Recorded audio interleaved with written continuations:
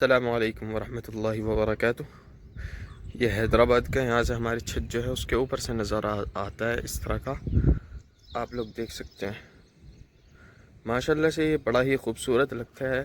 जब भी रात में आते हैं तो रात में भी बहुत शानदार ये नज़र आता है, और दिन के अंदर भी ये माशाल्लाह से बहुत ही खूबसूरत नज़ारा लगता है यहाँ से, और दूसरी साइड भी।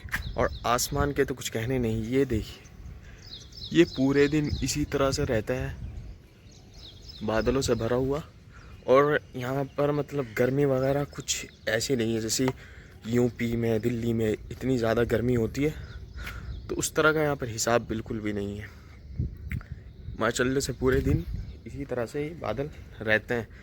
और वहाँ पर सामने जो है पहाड़ी शरीफ है, वहाँ पर जो आपको नज़र आ रही है, मैं जूम करके थोड़ा करता हूँ, वहाँ पर जो पहाड़ है वहाँ पर दरगाह है एक।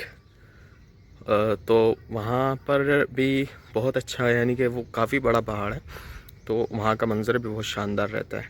और सामने की तरफ ये जो हमें यहाँ पर वो सामने नज़र आ रहा है वो एयरपोर्ट है, राजीव गांधी इंटरनेशनल एयरपोर्ट जो है वो है सामने, और इधर भी काफ़ी ज़्यादा है। तो यहाँ से मतलब बहुत ही खूबसूरत हमें नज़ारा जो है ये लगता है।